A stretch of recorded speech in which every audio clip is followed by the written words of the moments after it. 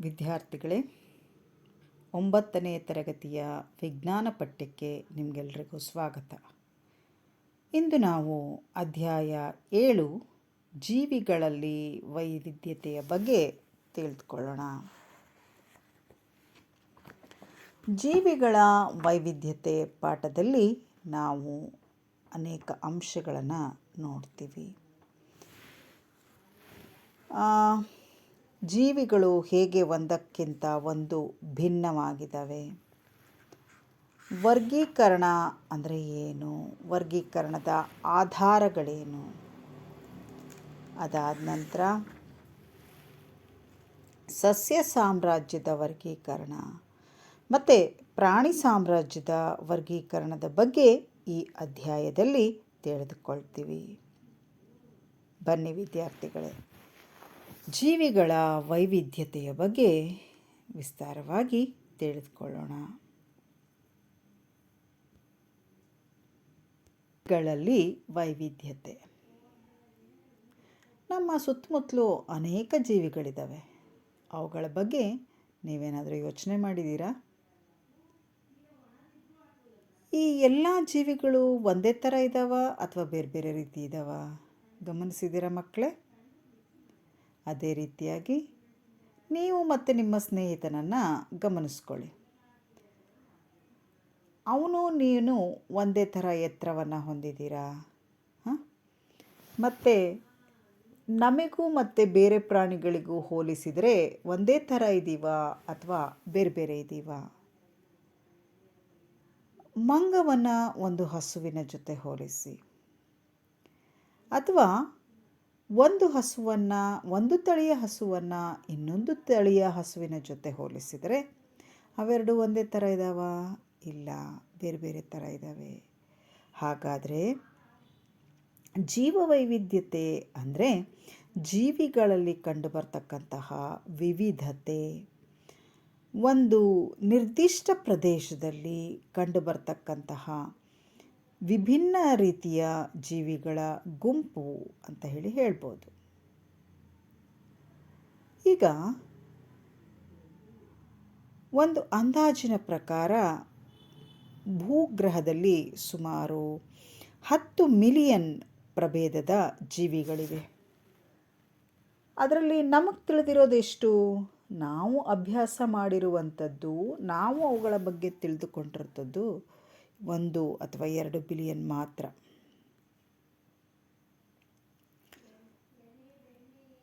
ಈಗ ಕರ್ಕಾಟಕ ವೃತ್ತ ಮತ್ತು ಮಕರ ಸಂಕ್ರಮಣ ವೃತ್ತ, ಉಷ್ಣ ಮತ್ತು ತೇವಾಂಶಭರಿತ ವಾತಾವರಣವು ಸಸ್ಯ ಮತ್ತು ಪ್ರಾಣಿಗಳ ವೈವಿಧ್ಯತೆಯನ್ನು ಹೊಂದಿದೆ. ಈ ಪ್ರದೇಶವನ್ನು ನಾವು ಮಹಾವೈವಿಧ್ಯಮಯ ಅಥವಾ ವೈವಿಧ್ಯತೆಯ ಪ್ರದೇಶ ಅಂತ ಕರಿತೀವಿ. ಹಾಗಾದರೆ ಎಲ್ಲಿ ನಾವು ತುಂಬ ವೈವಿಧ್ಯತೆಯನ್ನು ಕಾಣ್ತೀವಿ ಅಂತ ಹೇಳಿದ್ರೆ, Brazil, Colombia, Ecuador, Peru, Mexico, Zaire, Madagascar, Australia, China, Bharat, Indonesia ಮತ್ತು ಮಲೇಷಿಯಾಗಳಲ್ಲಿ ನಾವು ಹೆಚ್ಚಿನ ವೈವಿಧ್ಯತೆಯನ್ನು ಕಾಣ್ತೀವಿ. ವಿದ್ಯಾರ್ಥಿಗಳೇ, ಇಲ್ಲಿ ಒಂದು ಭೂಮಿಯ ಚಿತ್ರವನ್ನು ಕೊಟ್ಬಿಟ್ಟು ಅದರೊಳಗಡೆ ಎಷ್ಟೆಲ್ಲ ರೀತಿಯ ಸಸ್ಯವರ್ಗ ಮತ್ತು ಪ್ರಾಣಿ ವರ್ಗ ಇದ್ದಾವೆ ಅನ್ನೋದನ್ನು ಸುಮ್ಮನೆ ಎಕ್ಸಾಂಪಲ್ ಅಥವಾ ಉದಾಹರಣೆಯ ರೀತಿ ಚಿತ್ರಿಸಿದ್ದಾರೆ. ನೆಕ್ಸ್ಟ್, ಯಾವುದೇ ಒಂದು ನಾವು ವೈವಿಧ್ಯಮಯ ಜೀವಿಗಳನ್ನು ಅಧ್ಯಯನ ಹೇಗೆ ಮಾಡೋದಕ್ಕೆ ಸಾಧ್ಯ ಅಂತ ಹೇಳಿದ್ರೆ, ಅವುಗಳನ್ನು ಗುಂಪು ಮಾಡಿದರೆ, ಗುಣಲಕ್ಷಣದ ಆಧಾರದ ಮೇಲೆ ಅವುಗಳನ್ನು ಗುಂಪಾಗಿ ಮಾಡಿದರೆ ನಮಗೆ ವರ್ಗಗಳನ್ನು ಸಿಗತ್ತೆ. ಅವುಗಳ ಗುಣಲಕ್ಷಣದ ಆಧಾರದ ಮೇಲೆ ಅವುಗಳನ್ನು ವರ್ಗೀಕರಣ ಮಾಡ್ಬೋದು. ನಂತರ ಅವುಗಳನ್ನು ಅಭ್ಯಾಸ ಮಾಡೋದು ನಮಗೆ ಸುಲಭ ಆಗತ್ತೆ. ಪ್ರತಿಯೊಂದು ಜೀವಿಯು ಉಳಿದೆಲ್ಲ ಜೀವಿಗಳಿಗಿಂತ ಕಡಿಮೆ ಅಥವಾ ಹೆಚ್ಚಿನ ಪ್ರಮಾಣವನ್ನು ಪ್ರಮಾಣದ ಭಿನ್ನತೆಯನ್ನು ಹೊಂದಿರುತ್ತೆ. ಈಗ ಜೀವಿಗಳು ಭೂಮಿಯ ಮೇಲೆ ವಿಕಾಸವನ್ನು ಹೊಂದಿವೆ. ಲಕ್ಷಾಂತರ ವರ್ಷಗಳಿಂದ ಈ ವಿಕಾಸ ನಡ್ಕೊಂಡು ಬಂದಿದೆ. ಈಗ ನಾವು ಪ್ರತಿಯೊಂದು ಜೀವಿಯನ್ನು ಅಭ್ಯಾಸ ಮಾಡೋದಕ್ಕೆ ಸಾಧ್ಯನಾ ಅಂತ ಒಮ್ಮೆ ಯೋಚನೆ ಮಾಡಿ ನೋಡಿದರೆ, ಪ್ರತಿಯೊಂದು ಜೀವಿಯ ಬಗ್ಗೆ ನಮಗೆ ಅಭ್ಯಾಸ ಮಾಡೋದಕ್ಕೆ ಸಮಯ ಇಲ್ಲ. ಅವುಗಳನ್ನು ಒಂದೊಂದಾಗಿ ತಿಳಿಯೋದಕ್ಕೂ ಸಾಧ್ಯ ಇಲ್ಲ. ಈ ಜೀವಿಗಳ ಮಧ್ಯದಲ್ಲಿ ಬರ್ತಕ್ಕಂತಹ ಒಂದು ಹೋಲಿಕೆಗಳನ್ನು ಗಮನಿಸಿ, ಆ ಹೋಲಿಕೆಗಳಿಗೆ ಅನುಗುಣವಾಗಿ ಅವುಗಳನ್ನು ವಿವಿಧ ಗುಂಪುಗಳಾಗಿ ವರ್ಗೀಕರಿಸಿ ನಂತರ ಪ್ರತಿಯೊಂದು ವರ್ಗವನ್ನು ಒಟ್ಟಾಗಿ ಅಭ್ಯಾಸ ಮಾಡೋದಕ್ಕೆ ಸಾಧ್ಯ. ಆದ್ದರಿಂದ ಈ ಜೀವಿಗಳು ಎಷ್ಟೇ ವೈವಿಧ್ಯಮಯವಾಗಿದ್ದರೂ ಕೂಡ ಅವುಗಳಲ್ಲಿ ಕೆಲವೊಂದಿಷ್ಟು ಸಾಮ್ಯತೆಗಳು ಇದ್ದೇ ಇರುತ್ತೆ. ಇವುಗಳ ಆಧಾರದ ಮೇಲೆ ನಾವು ಅವುಗಳನ್ನು ವರ್ಗೀಕರಿಸಬೇಕು. ವಿದ್ಯಾರ್ಥಿಗಳೇ, ಇಲ್ಲಿ ಒಂದು ಸುಂದರವಾದಂತಹ ಪ್ರಾಣಿ ಮತ್ತು ಸಸ್ಯ ವರ್ಗಗಳ ಚಿತ್ರಣವನ್ನು ನೋಡ್ತೀವಿ. ಒಂದಿದ್ದಂತೆ ಇನ್ನೊಂದಿಲ್ಲ, ಆದರೂ ಕೂಡ ಅವುಗಳಲ್ಲಿ ಒಂದು ರೀತಿಯ ಸಾಮ್ಯತೆ ಇದ್ದೇ ಇರುತ್ತೆ. ಈಗ ವರ್ಗೀಕರಣ ಮತ್ತು ವಿಕಾಸ.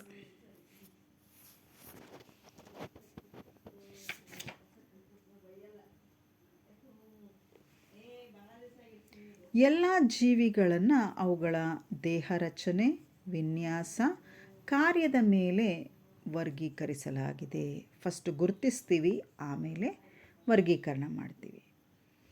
ಕೆಲವು ಗುಣಲಕ್ಷಣಗಳು ಜೀವಿಯ ದೇಹ ರಚನೆಯ ವಿನ್ಯಾಸದಲ್ಲಿ ಬೇರೆ ಜೀವಿಗಳಿಗಿಂತ ವಿಸ್ತೃತ ಶ್ರೇಣಿಯ ಬದಲಾವಣೆಗಳನ್ನು ಉಂಟು ಮಾಡುತ್ತೆ. ಇದರಲ್ಲಿ ಈ ಬದಲಾವಣೆ ತರೋದಕ್ಕೆ ಸಮಯ ಕೂಡ ತನ್ನ ಪಾತ್ರವನ್ನು ಒಳಗೊಂಡಿದೆ. ಅಂದರೆ ಜೀವಿ ಏನಾಗಿರುತ್ತೆ, ಮೊದಲು ಚಿಕ್ಕದಾಗಿರುತ್ತೆ, ಆಮೇಲೆ ದೊಡ್ಡದಾಗ್ತಾ ಹೋಗುತ್ತೆ. ದೇಹ ರಚನೆ ವಿನ್ಯಾಸ ರೂಪುಗೊಳ್ತಾ ಹೋಗುತ್ತೆ. ಅದು ದೇಹ ರಚನೆಯ ವಿನ್ಯಾಸಗಳ ಮೇಲೆ ಪ್ರಭಾವವನ್ನು ಬೀರುತ್ತೆ.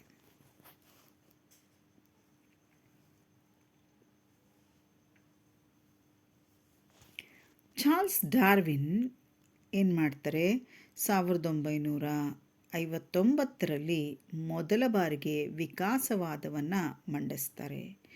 ಜೀವಿಗಳ ಉಗಮ ಅನ್ನುವಂತಹ ಪುಸ್ತಕವನ್ನು ಬರೆದಿದ್ದಾರೆ. ವಿದ್ಯಾರ್ಥಿಗಳೇ, ಇದು ಚಾರ್ಲ್ಸ್ ಡಾರ್ವಿನ್ ಅವರ ಚಿತ್ರ. ಅವರು ಬರೆದಿರ್ತಕ್ಕಂತಹ ಬುಕ್ಕು ಏನಪ್ಪ, ಒರಿಜಿನ್ ಆಫ್ ಸ್ಪೀಷೀಸ್, ಜೀವಿಗಳ ಉಗಮ. ಇನ್ನು ವರ್ಗೀಕರಣದ ಶ್ರೇಣಿಗಳು ಮತ್ತು ಗುಂಪುಗಳು. ಜೀವಶಾಸ್ತ್ರಜ್ಞರಾದಂತಹ ಹರ್ನೆಸ್ಟ್ ಹೆಕೆಲ್, ರಾಬರ್ಟ್ ವಿಟ್ಲೇಕರ್ ಮತ್ತು ಕಾರ್ಲ್ ವೋಸ್ ಇವರು ಎಲ್ಲ ಜೀವಿಗಳನ್ನು ವರ್ಗೀಕರಿಸಲು ಏನು ಮಾಡ್ತಾರೆ, ಪ್ರಯತ್ನ ಮಾಡ್ತಾರೆ. ಕ್ರಮಬದ್ಧ ವರ್ಗೀಕರಣ. ಇಲ್ಲಿ ಕ್ರಮಬದ್ಧ ವರ್ಗೀಕರಣವನ್ನು ಏನು ಮಾಡಿದ್ರಪ್ಪ ಅಂದರೆ, ಮೊಟ್ಟ ಮೊದಲ ಬಾರಿಗೆ ವರ್ಗೀಕರಣವನ್ನು ಮಾಡಿದ್ದು ಹೇಗೆ ಅಂತ ಹೇಳಿ ನಾವು ನೋಡೋದಾದರೆ,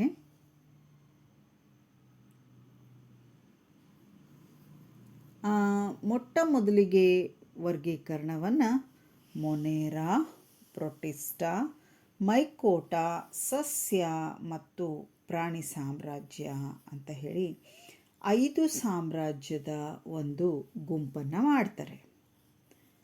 ಅದಾದಮೇಲೆ ಕರೋಲಸ್ ಲಿನೇಯಸ್ ಏನು ಮಾಡ್ತಾರೆ, ಸಸ್ಯ ಮತ್ತು ಪ್ರಾಣಿ ವರ್ಗ 2 ಸಾಮ್ರಾಜ್ಯದ ವರ್ಗೀಕರಣವನ್ನು ಮಾಡ್ತಾರೆ. ಅರ್ನೆಸ್ಟ್ ಹೆಕಲ್ ಪ್ರೊಟಿಸ್ಟಾ ಸಾಮ್ರಾಜ್ಯವನ್ನು ಕರೋಲಸ್ ಲಿನೇಯಸ್ ಜೊತೆ ಸೇರಿಸ್ತಾರೆ. ಆಗ 3 ಸಾಮ್ರಾಜ್ಯದ ವರ್ಗೀಕರಣ ಆಗತ್ತೆ. ರಾಬರ್ಟ್ ವಿಟೇಕರ್ ಶಿಲೀಂಧ್ರ ಸಾಮ್ರಾಜ್ಯವನ್ನು ಸೇರಿಸ್ತಾರೆ. ಕಾರ್ಲ್ ವೋಯಸ್ ಮೊನೇರಾ ಸಾಮ್ರಾಜ್ಯ ಮತ್ತು ಬ್ಯಾಕ್ಟೀರಿಯಾ, ಬ್ಯಾಕ್ಟೀರಿಯಾಗಳಾಗಿ ವರ್ಗೀಕರಣ ಮಾಡಿದರು. ಸೊ ಟೋಟಲಿ ಅಲ್ಲಿಗೆ ಏನಾಯ್ತಪ್ಪ ಅಂತ ಹೇಳಿದ್ರೆ 2 ಸಾಮ್ರಾಜ್ಯಗಳಿಂದ ಪ್ರಾರಂಭವಾದ ವರ್ಗೀಕರಣ ಏನಾಯಿತು, 5 ಸಾಮ್ರಾಜ್ಯದ ವರ್ಗೀಕರಣದ ಮಜಲುಗಳು ಅಥವಾ ಹಂತಗಳು. ವಿವಿಧ ಹಂತಗಳಲ್ಲಿ ಉಪವರ್ಗಗಳಾಗಿ ವರ್ಗೀಕರಿಸುವುದನ್ನು ಕೆಳಗಿನ ಶ್ರೇಣಿಯಲ್ಲಿ ನೀವು ನೋಡ್ತೀರ. ಸಾಮ್ರಾಜ್ಯ ಸಸ್ಯಗಳಲ್ಲಾಗಿರ್ಬೋದು ಅಥವಾ ಪ್ರಾಣಿಗಳಲ್ಲಾಗಿರ್ಬೋದು ಸಾಮ್ರಾಜ್ಯ. ಅದಾದ ನಂತರ ವರ್ಗ, ಗಣ, ಕುಟುಂಬ, ಜಾತಿ ಮತ್ತು ಪ್ರಭೇದ. ಈ ರೀತಿಯಾಗಿ ಜೀವಿಗಳನ್ನು ಅವುಗಳ ಗುಣಲಕ್ಷಣಗಳ ಹಂತಗಳಲ್ಲಿ ಗುಂಪುಗಳಾಗಿ ಉಪಗುಂಪುಗಳಾಗಿ ವರ್ಗೀಕರಿಸಿ ಪ್ರಭೇದ ವರ್ಗೀಕರಣದ ಮೂಲ ಘಟಕ. ಪ್ರಭೇದ ಅಂದರೆ ತಮ್ಮನ್ನೇ ಹೋಲುವ ಮತ್ತು ಅಂತಹದೇ ಜೀವಿಯನ್ನು ಸಂತಾನೋತ್ಪತ್ತಿ ಮಾಡುವಂತಹ ಜೀವಿಗಳ ಗುಂಪನ್ನು ನಾವು ಏನಂತ ಕರಿತೀವಿ, ಪ್ರಭೇದ ಅಂತ ಕರಿತೀವಿ. ಇನ್ನೊಮ್ಮೆ ಹೇಳ್ತೀನಿ, ಪ್ರಭೇದ ಅಂದರೆ ತಮ್ಮನ್ನೇ ಹೋಲುವ ಮತ್ತು ತಮ್ಮಂತೆ ಇರುವ ಜೀವಿಯನ್ನು ಸಂತಾನೋತ್ಪತ್ತಿ ಮಾಡುವ ಜೀವಿಗಳ ಸಮೂಹವನ್ನು ನಾವು ಪ್ರಭೇದ ಅಂತ ಹೇಳಿ ಕರಿತೀವಿ. ಈಗ ಇವುಗಳ ಲಕ್ಷಣ. ವಿಟೇಕರ್ ಪ್ರತಿಪಾದಿಸಿದ 5 ಸಾಮ್ರಾಜ್ಯಗಳ ವರ್ಗೀಕರಣ. ಮೊದಲಿಗೆ ಇವರು ಜೀವಿಗಳನ್ನು ಪ್ರೋಕ್ಯಾರಿಯೋಟ್ಗಳು ಮತ್ತು ಯೂಕ್ಯಾರಿಯೋಟ್ಗಳು ಅಂತ ಹೇಳಿ ಕರೀತಾರೆ. ಈ 5 ಸಾಮ್ರಾಜ್ಯಗಳಲ್ಲಿ ಒಂದು ಸಾಮ್ರಾಜ್ಯ ಪ್ರೋಕ್ಯಾರಿಯೋಟ್ ಅಂದರೆ ಪ್ರೋ ಅಂದರೆ ಮೊದಲು, ಕ್ಯಾರಿಯೋಟ ಅಂದರೆ ನ್ಯೂಕ್ಲಿಯಸ್ ಅಂದರೆ ಮೊದಲು ಉತ್ಪತ್ತಿಯಾದಂತಹ ನ್ಯೂಕ್ಲಿಯಸ್. ಈಗೂ ಕ್ಯಾರಿಯೋಟ್ಗಳನ್ನು ಏಕಕೋಶ ಜೀವಿಗಳು ಮತ್ತು ಬಹುಕೋಶ ಜೀವಿಗಳು ಅಂತ ಹೇಳಿ ವಿಂಗಡಣೆ ಮಾಡ್ತಾರೆ. ಏಕಕೋಶ ಜೀವಿಯಲ್ಲಿ 2ನೇ ಸಾಮ್ರಾಜ್ಯವಾದಂತಹ ಪ್ರೊಟಿಸ್ಟಾವನ್ನು ಕಾಣ್ತೀವಿ. ಆಮೇಲೆ ಬಹುಕೋಶ ಜೀವಿಯಲ್ಲಿ ಕೋಶಭಿತ್ತಿ ಸಹಿತ ಮತ್ತು ಕೋಶಭಿತ್ತಿ ರಹಿತ ಜೀವಿ ಸಾಮ್ರಾಜ್ಯ. ಕೋಶಭಿತ್ತಿ ಸಹಿತ ಜೀವಿಗಳು ಅಂತ ಹೇಳಿದ್ರೆ ದ್ಯುತಿ ಸಂಶ್ಲೇಷಣೆಯನ್ನು ನಡೆಸದ ಜೀವಿಗಳು ಮತ್ತು ದ್ಯುತಿ ಸಂಶ್ಲೇಷಣೆಯನ್ನು ನಡೆಸುವಂತಹ ಜೀವಿಗಳು. ದ್ಯುತಿ ಸಂಶ್ಲೇಷಣೆಯನ್ನು ನಡೆಸದಂತಹ ಜೀವಿಗಳು ಅಂದರೆ ಶಿಲೀಂಧ್ರಗಳನ್ನು ನೋಡ್ತೀವಿ. ದ್ಯುತಿ ಸಂಶ್ಲೇಷಣೆ ನಡೆಸುವಂಥ ಜೀವಿಗಳು ಅಂದರೆ ಸಸ್ಯ ಸಾಮ್ರಾಜ್ಯವನ್ನು ನೋಡ್ತೀವಿ. ಇನ್ನು ಕೋಶಭಿತ್ತಿ ಇಲ್ಲದೇ ಇರತಕ್ಕಂತಹ ಜೀವಿಗಳು ಅಂತ ಹೇಳಿದ್ರೆ ಪ್ರಾಣಿ ಸಾಮ್ರಾಜ್ಯ. ವಿದ್ಯಾರ್ಥಿಗಳೇ, ಈಗ 5 ಸಾಮ್ರಾಜ್ಯ ಯಾವ್ಯಾವುದು? ಮೊನೇರಾ ಪ್ರೊಕ್ಯಾರಿಯೋಟ್, ಏಕಕೋಶ ಜೀವಿ ಪ್ರೊಟಿಸ್ಟಾ, 3ನೇದು ಶಿಲೀಂಧ್ರ, ಸಸ್ಯ ಸಾಮ್ರಾಜ್ಯ ಮತ್ತು ಪ್ರಾಣಿ ಸಾಮ್ರಾಜ್ಯ. ಈಗ ಮೊನೇರಾ ಸಾಮ್ರಾಜ್ಯವನ್ನು ನೋಡೋಣ. ಜೀವಿಗಳು ನಿರ್ದಿಷ್ಟ ಕೋಶಕೇಂದ್ರ ಅಥವಾ ಕಣದಂಗಗಳನ್ನಾಗಲಿ ಯಾವುದೇ ರೀತಿಯ ದೇಹ ರಚನೆಯನ್ನಾಗಲಿ ಹೊಂದಿಲ್ಲ. ಆದರೆ ಇವು ಗುಣಲಕ್ಷಣಗಳಲ್ಲಿ ವೈವಿಧ್ಯತೆಯನ್ನು ಹೊಂದಿದೆ. ಇನ್ನು ಕೆಲವು ಕೋಶಭಿತ್ತಿಯನ್ನು ಹೊಂದಿದ್ರೆ ಕೆಲವು ಕೋಶಭಿತ್ತಿಯನ್ನು ಹೊಂದಿಲ್ಲ. ಇಲ್ಲಿ ಪೋಷಣೆಗೆ ಸಂಬಂಧಿಸಿದಂತೆ ಜೀವಿಗಳು ತಮ್ಮ ಆಹಾರವನ್ನು ತಾವೇ ತಯಾರಿಸ್ಕೊಳ್ತವೆ. ಉದಾಹರಣೆ ವಿದ್ಯಾರ್ಥಿಗಳೇ, ಇಲ್ಲಿ ನೋಡಿ, ಇದು ಒಂದು ನೀಲಿ ಹಸಿರು ಬ್ಯಾಕ್ಟೀರಿಯಾ, ಆಮೇಲೆ ಶೈವಲಗಳು, ಆಮೇಲೆ ಸಯನೋಬ್ಯಾಕ್ಟೀರಿಯಾ ಮತ್ತು ಮೈಕೋಪ್ಲಾಸ್ಮಾ. ಓಕೆ, ಇದು ಮೊನೇರಾ ಸಾಮ್ರಾಜ್ಯದಲ್ಲಿ ಕಂಡುಬರ್ತಕ್ಕಂತಹ ಜೀವಿಗಳು. ಇಲ್ಲಿ ಮೊನೇರಾ ಸಾಮ್ರಾಜ್ಯ ನಿರ್ದಿಷ್ಟ ಕೋಶಕೇಂದ್ರ ಅಥವಾ ಕಣದಂಗಗಳು ಇಲ್ಲ, ಬಹುಕೋಶೀಯ ದೇಹ ರಚನೆ ಇಲ್ಲ. ಮೊನೇರಾ ಸಾಮ್ರಾಜ್ಯದ ಜೀವಿಗಳು ಗುಣಲಕ್ಷಣಗಳಲ್ಲಿ ವೈವಿಧ್ಯತೆಯನ್ನು ಹೊಂದಿದೆ. ಕೆಲವು ಕೋಶಭಿತ್ತಿಯನ್ನು ಹೊಂದಿವೆ, ಕೆಲವು ಕೋಶಭಿತ್ತಿಯನ್ನು ಹೊಂದಿಲ್ಲ. ಇವು ಏಕಕೋಶ ಜೀವಿಗಳಿಗಿಂತ ಭಿನ್ನವಾಗಿವೆ. ತಮ್ಮ ಆಹಾರವನ್ನು ತಾವೇ ತಯಾರಿಸ್ಕೊಳ್ತವೆ. ಗೊತ್ತಾಯಿತು ಅಂತ ಅಂದ್ಕೊಳ್ತೀನಿ ಲಕ್ಷಣಗಳು. ಇನ್ನು ಎರಡನೇ ಗುಂಪು ಪ್ರೋಟಿಸ್ಟಾ. ವಿದ್ಯಾರ್ಥಿಗಳೇ, ನೀವು ಇಲ್ಲಿ ಪ್ರೋಟಿಸ್ಟಾ ಅಂತ ಹೇಳಿದ್ರೆ ಪ್ರೋಟೋಜೋವಾಗಳು ಅಂತ ಹೇಳಿ ಕರಿತೀವಿ. ಏಕಕೋಶೀಯ ಶೈವಲಗಳು, ಡಯಾಟಮ್ಗಳು ಮತ್ತು ಪ್ರೋಟೋಜೋವಾ ಇವು ಈ ಪ್ರೋಟಿಸ್ಟಾಕ್ಕೆ ಉದಾಹರಣೆಗಳು. ವಿದ್ಯಾರ್ಥಿಗಳೇ, ಇಲ್ಲಿ ನೀವು ನೋಡ್ತಾ ಇದ್ದೀರಾ ಪ್ರೋಟಿಸ್ಟಾದ ಗುಂಪಿನಲ್ಲಿ ಕಂಡುಬರ್ತಕ್ಕಂತಹ ಜೀವಿಗಳು. ಈಗ ಪ್ರೋಟಿಸ್ಟಾ ಏನಪ್ಪ ಅಂತ ಹೇಳಿದ್ರೆ ಅದರ ಗುಣಲಕ್ಷಣಗಳೇನು? ಇವು ಯೂಕ್ಯಾರಿಯೋಟ್ ಜೀವಿಗಳು, ನಿರ್ದಿಷ್ಟ ನ್ಯೂಕ್ಲಿಯಾರ್ ಪೊರೆಯನ್ನು ಹೊಂದಿರತಕ್ಕಂತಹ ಜೀವಿಗಳು. ಇವು ಸಾಮಾನ್ಯವಾಗಿ ಚಲಿಸೋದಕ್ಕೆ ಕೂದಲಿನಂತಹ ಅಥವಾ ಚಾಟಿಯಂತಹ ಕಷಾಂಗಗಳನ್ನು ಹೊಂದಿದೆ. ಇದರಲ್ಲಿ ಕೆಲವು ಸ್ವಪೋಷಕಗಳಾಗಿದ್ದಾರೆ, ಕೆಲವು ಪರಪೋಷಕಗಳು ಆಗಿದ್ದಾವೆ. ಇನ್ನು ಅಮೀಬಾದಂಥ ಜೀವಿಗಳು ಏನು ಮಾಡ್ತವೆ? ತನ್ನ ಸೂಡೋಪೋಡಿಯಾ ಅಂದರೆ ಫಾಲ್ಸ್ ಫೀಟ್ ಅಂತ ಏನು ಕರಿತೀವಿ ಅವುಗಳ ಸಹಾಯದಿಂದ ಆಹಾರವನ್ನು ಪಡ್ಕೊಳ್ತವೆ. ಮೂರನೆಯ ಗುಂಪು ಶಿಲೀಂಧ್ರಗಳು. ಶಿಲೀಂಧ್ರಗಳನ್ನು ಇಂಗ್ಲೀಷಲ್ಲಿ ಫಂಗೈ ಅಂತ ಕರಿತೀವಿ ಅಥವಾ ಮೈಕೋಟಾ ಅಂತ ಕರಿತೀವಿ. ಇದರಲ್ಲಿ ಸಾಮಾನ್ಯವಾಗಿ ಕಂಡುಬರ್ತಕ್ಕಂಥದ್ದು ಅಣಬೆಗಳು ಮತ್ತು ಈಸ್ಟ್ಗಳು. ವಿದ್ಯಾರ್ಥಿಗಳೇ, ಈ ಅಣಬೆಗಳು ಈಸ್ಟ್ಗಳನ್ನು ನಾವು ಮಳೆ ಬಂದ ತಕ್ಷಣ ನೋಡ್ತಾ ಇರ್ತೀವಿ. ಇವು ಯಾಕೆ ಮಳೆ ಬಂದ ತಕ್ಷಣ ಬೆಳೀತವೆ? ವಿದ್ಯಾರ್ಥಿಗಳೇ, ಈ ರೀತಿಯ ಚಿತ್ರಗಳನ್ನು ನೀವು ಮಳೆ ಬಂದಾಗ ಗಮನಿಸೇ ಇರ್ತೀರ. ಶಿಲೀಂಧ್ರಗಳು ಮೈಕೋಟಾ ಸಾಮ್ರಾಜ್ಯಕ್ಕೆ ಸೇರಿವೆ. ಇವು ಪರಪೋಷಕ ಯೂಕ್ಯಾರಿಯೋಟ್ ಜೀವಿಗಳು. ಶಿಲೀಂಧ್ರಗಳು ಕೊಳೆಯುತ್ತಿರುವ ಸಾವಯವ ವಸ್ತುಗಳನ್ನು ಆಹಾರವಾಗಿ ಬಳಸ್ತವೆ. ಶಿಲೀಂಧ್ರಗಳು ಬಹಳಷ್ಟು ಜೀವಿಗಳು ಏನಾಗುತ್ತಪ್ಪ ಅಂದರೆ ಬಹುಕೋಶೀಯ ಜೀವಿಗಳಾಗುವ ಸಾಮರ್ಥ್ಯವನ್ನು ಇವು ಹೊಂದಿವೆ. ಇನ್ನು ಇದರ ಒಂದು ಕೋಶ ಭಿತ್ತಿ ಸಂಕೀರ್ಣವಾದ ಶರ್ಕರ ಅಥವಾ ಸಕ್ಕರೆ ಕೈಟಿನ್ ಅನ್ನುವಂತಹ ಒಂದು ರಾಸಾಯನಿಕ ವಸ್ತುವಿನಿಂದ ಇದರ ಕೋಶ ಪೊರೆ ಮಾಡಲ್ಪಟ್ಟಿದೆ.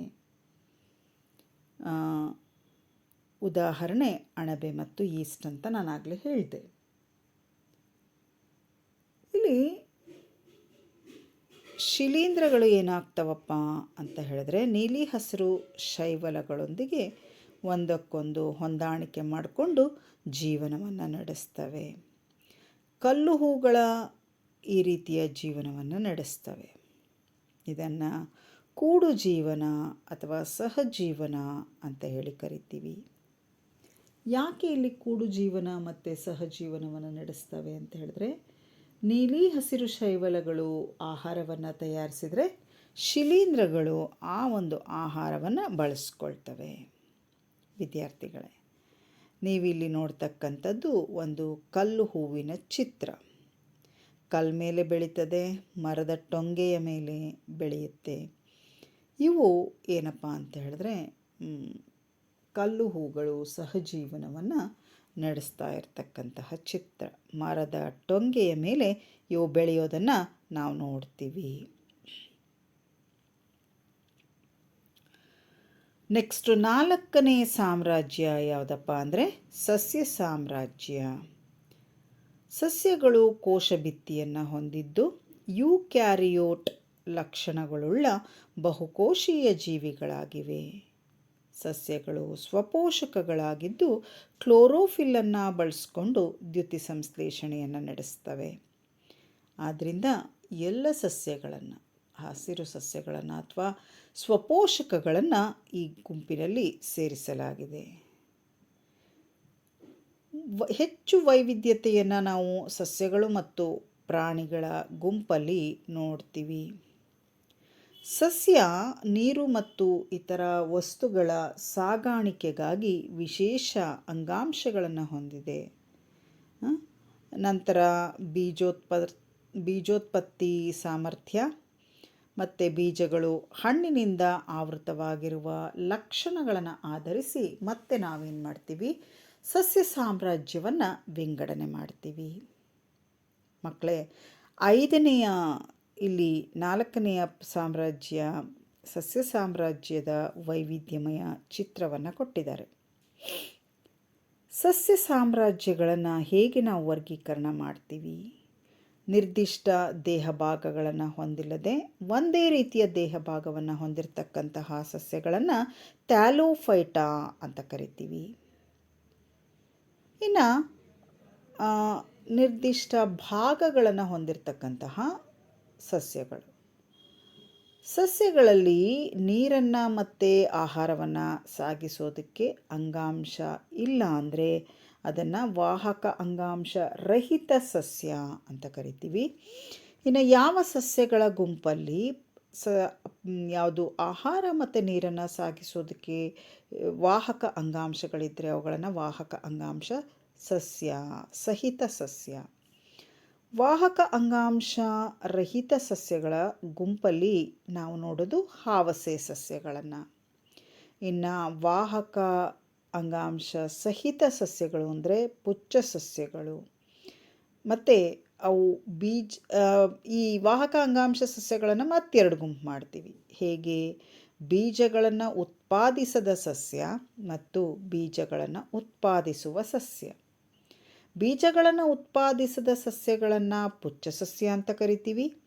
ಬೀಜಗಳನ್ನು ಉತ್ಪಾದಿಸುವಂತಹ ಸಸ್ಯಗಳನ್ನು ಬೀಜಗಳು ಒಂದು ಕವರ್ ಅಥವಾ ಒಂದು ಪೊರೆಯಿಂದ ಆವೃತವಾಗಿದ್ದರೆ ಅದನ್ನು ಆವೃತ ಬೀಜ ಸಸ್ಯ ಅಂತೀವಿ.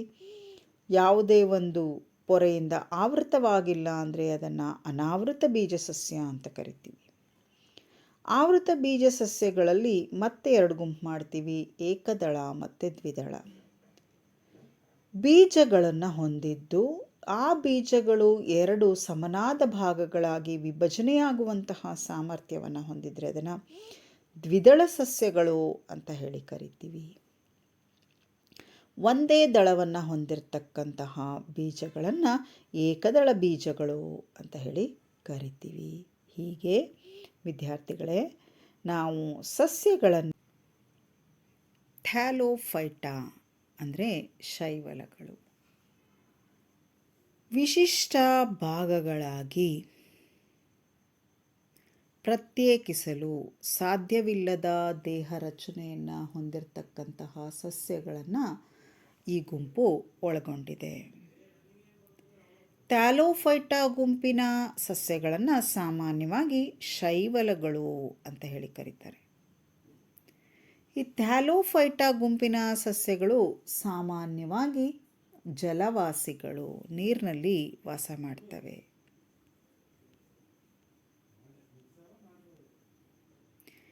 ವಿದ್ಯಾರ್ಥಿಗಳೇ, ಥ್ಯಾಲೋಫೈಟಾದ ಸಾಮಾನ್ಯ ಉದಾಹರಣೆಗಳು ಚಿತ್ರದಲ್ಲಿ ನೀವು ನೋಡ್ತಾ ಇದ್ದೀರಾ. ಸ್ಪೈರೋಗೈರಾ, ನೀವಿಲ್ಲಿ ಮೊದಲನೇ ಚಿತ್ರ ಯುಲೋಥ್ರಿಕ್ಸ್, ಎರಡನೆಯ ಚಿತ್ರ ಸ್ಪೈರೋಗೈರಾ. ಅದಾದಮೇಲೆ ಯುಲೋಥ್ರಿಕ್ಸ್, ಕ್ಯಾರಾ. ಓಕೆ, ಈ ಎಲ್ಲ ಜೀವಿಗಳು ಏನಪ್ಪ ಅಂತ ಹೇಳಿದ್ರೆ ಥ್ಯಾಲೋಫೈಟಾಕ್ಕೆ ಉದಾಹರಣೆಗಳು. ದೇಹ ಭಾಗ ಒಂದೇ ರೀತಿ ಇರುತ್ತೆ, ಅದನ್ನು ಬೇರು ಕಾಂಡ ಅಂತ ಹೇಳಿ ನಾವು ವಿಭಜಿಸೋದಕ್ಕೆ ಸಾಧ್ಯ ಇಲ್ಲ. ಮತ್ತು ಇವೆಲ್ಲವೂ ಕೂಡ ಎಲ್ಲಿರ್ತವೆ? ಸಾಮಾನ್ಯವಾಗಿ ನೀರಿನಲ್ಲಿ ವಾಸ ಮಾಡ್ತವೆ. ಈಗ ಮೊದಲನೇ ಗುಂಪಿನ ಬಗ್ಗೆ ತಿಳ್ಕೊಂಡ್ವಿ, ಮತ್ತು ಉದಾಹರಣೆಗಳನ್ನು ನೋಡಿದ್ವಿ. ಇದಾದ ನಂತರ ನಾವು ಕಾಣ್ತಕ್ಕಂಥದ್ದು ಯಾವುದು? ಎರಡನೇ ಗುಂಪು. ಎರಡನೇ ಗುಂಪಿಗೆ ಉದಾಹರಣೆ ಅಥವಾ ಎರಡನೇ ಗುಂಪಿನ ಹೆಸರು ಹಾವಸೆ ಸಸ್ಯಗಳು ಸಾಮಾನ್ಯವಾಗಿ ಸಸ್ಯ ಸಾಮ್ರಾಜ್ಯದ ಉಭಯವಾಸಿಗಳು ಅಂತ ಕರೀತಾರೆ. ರಿಕ್ಸಿಯಾ, ಮಾರ್ಕೆನ್ಶಿಯಾ,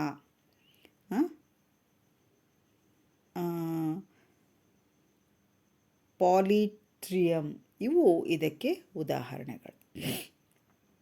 ಹಾವಸೆ ಸಸ್ಯಗಳ ಗುಣಲಕ್ಷಣಗಳನ್ನು ನಾವು ನೋಡೋದಾದರೆ ಇವು ಉಭಯವಾಸಿಗಳು, ಅಂದರೆ ನೀರಿನಲ್ಲೂ ಬದುಕ್ತವೆ ಮತ್ತು ಈ ಭೂಮಿಯ ಮೇಲೆ ಬದುಕ್ತವೆ. ಆದ್ದರಿಂದ ಇವುಗಳನ್ನು ಉಭಯವಾಸಿಗಳು ಅಂತ ಕರೀತಾರೆ. ಸಸ್ಯದ ದೇಹವನ್ನು ಕಾಂಡ, ಎಲೆಯಂತಹ ರಚನೆಗಳಾಗಿ ವಿಂಗಡಿಸ್ಬೋದು. ಇನ್ನು ಇಲ್ಲಿ ಸಾಗಾಣಿಕಾ ಅಂಗಾಂಶಗಳು ಇರೋದಿಲ್ಲ. ನೀರು ಮತ್ತು ಆಹಾರವನ್ನು ಸಾಗಿಸೋದಕ್ಕೆ ಯಾವುದೇ ಅಂಗಾಂಶಗಳು ಇಲ್ಲಿ ಕಂಡುಬರೋದಿಲ್ಲ.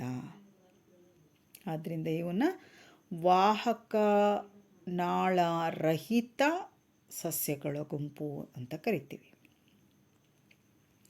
ಇನ್ನು ಮೂರನೇ ಗುಂಪು ಪುಚ್ಚ ಸಸ್ಯಗಳು ಅಥವಾ ಇಂಗ್ಲೀಷಲ್ಲಿ ಟೆರಿಡೋಫೈಟಾ ಅಂತ ಕರೀತಾರೆ.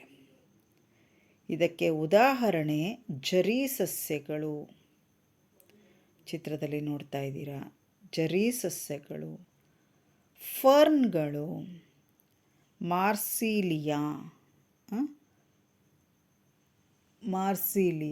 ಮತ್ತು ಹಾರ್ಸ್ ಟೈಲ್ ಅಂತ ಹೇಳಿ ಕರಿತೀವಿ. ಫರ್ನ್ ಇವೆಲ್ಲವೂ ಕೂಡ ಏನಪ್ಪ ಅಂತ ಹೇಳಿದ್ರೆ ಈ ಪುಚ್ಚ ಸಸ್ಯಕ್ಕೆ ಉದಾಹರಣೆಗಳು. ಪುಚ್ಚ ಸಸ್ಯಗಳು ಏನಪ್ಪ ಅಂತ ಹೇಳಿದ್ರೆ ನಿರ್ದಿಷ್ಟ ಕಾಂಡ, ಬೇರು ಮತ್ತು ಎಲೆಗಳನ್ನು ಹೊಂದಿದ್ದಾವೆ. ನೀರು ಮತ್ತು ಇತರ ವಸ್ತುಗಳನ್ನು ಒಂದು ಭಾಗದಿಂದ ಇನ್ನೊಂದು ಭಾಗಕ್ಕೆ ಸಾಗಿಸೋದಕ್ಕೆ ವಿಶೇಷ ಅಂಗಾಂಶಗಳನ್ನು ಹೊಂದಿದೆ. ಥ್ಯಾಲೋಫೈಟಾಗಳು ಮತ್ತು ಹಾವಸೆ ಸಸ್ಯಗಳು, ಪುಚ್ಚ ಸಸ್ಯಗಳು ನಗ್ನ ಭ್ರೂಣವನ್ನು ಹೊಂದಿವೆ. ಆದ್ದರಿಂದ ಇವುಗಳನ್ನು ಭ್ರೂಣಗಳನ್ನು ಬೀಜಕಗಳು ಅಂತ ಹೇಳಿ ಕರಿತೀವಿ. ಮೂರು ಗುಂಪಿನ ಸಸ್ಯಗಳಲ್ಲಿ ಏನಪ್ಪ ಅಂದರೆ ಸಂತಾನೋತ್ಪತ್ತಿಯ ಅಂಗಗಳು ಅಸ್ಪಷ್ಟ. ಸಂತಾನೋತ್ಪತ್ತಿಯ ಅಂಗಗಳು ಕಾಣಿಸೋದಿಲ್ಲ. ಆದ್ದರಿಂದ ಇವುಗಳನ್ನು ಕ್ರಿಪ್ಟೋಗ್ರಾಮಿ ಅಂತ ಕರೀತಾರೆ. ಅಥವಾ ಸಂತಾನೋತ್ಪತ್ತಿಯ ಅಂಗಗಳು.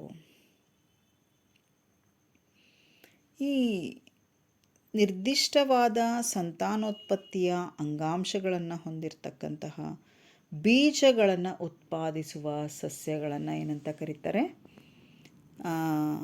ಫೆನರೋಗ್ಯಾಮ್ಗಳು ಅಂತ ಹೇಳಿ ಕರೀತಾರೆ.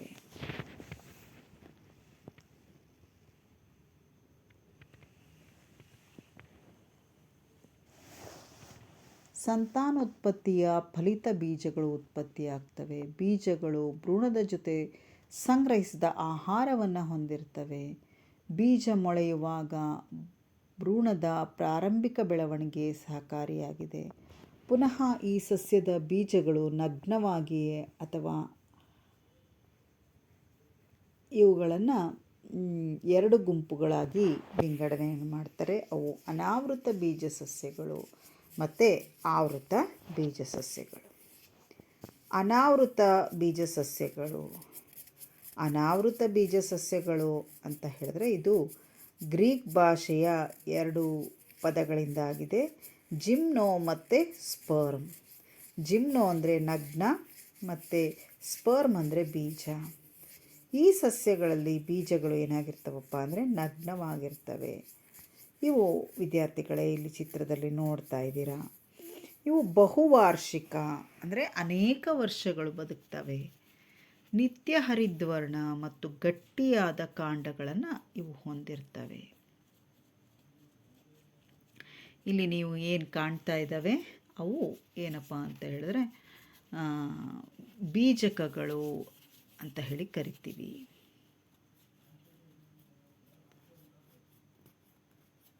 ಇನ್ನು ಆವೃತ ಬೀಜ ಸಸ್ಯಗಳು. ಆವೃತ ಬೀಜ ಸಸ್ಯಗಳಿಗೆ ಉದಾಹರಣೆ ಸಾಸಿವೆ, ಮುಸುಕಿನ ಜೋಳ. ಇವೆಲ್ಲವೂ ಕೂಡ ಬೀಜಗಳು ಏನಪ್ಪ ಅಂದರೆ ಪದರಗಳಿಂದ ಆವೃತವಾಗಿದ್ದಾವೆ. ಈ ಆವೃತ ಬೀಜ ಸಸ್ಯಗಳನ್ನು ನಾವು ಏನಂತ ಕರಿತೀವಿ? ಆಂಜಿಯೋಸ್ಪರ್ಮ್. ಆವೃತವಾದ ಬೀಜಗಳು ಹಣ್ಣಿನಂತಹ ಮಾರ್ಪಾಡಾದ ರಚನೆಯ ಒಳಗೆ ಬೀಜಗಳನ್ನು ಕಾಣ್ತೀವಿ. ಹೂವುಗಳು ಬಿಡ್ತವೆ, ಆ ಹೂವುಗಳು ಬೀಜಗಳಾಗಿ ಮಾರ್ಪಾಡಾಗ್ತವೆ. ಬೀಜಗಳಲ್ಲಿನ ಬೀಜದಳಗಳನ್ನು ಆಧರಿಸಿ ಆವೃತ ಬೀಜ ಸಸ್ಯಗಳನ್ನು 2 ಗುಂಪುಗಳಾಗಿ ವಿಂಗಡಿಸ್ತೀವಿ. ಸಸ್ಯದ ಬೀಜಗಳು ಒಂದು ಬೀಜದಳವನ್ನು ಹೊಂದಿದರೆ ಏಕದಳ ಅಂತ ಕರಿತೀವಿ. 2 ಬೀಜದಳವನ್ನು ಹೊಂದಿದರೆ ಅದನ್ನು ದ್ವಿದಳ ಅಂತ ಹೇಳಿ ಕರಿತೀವಿ.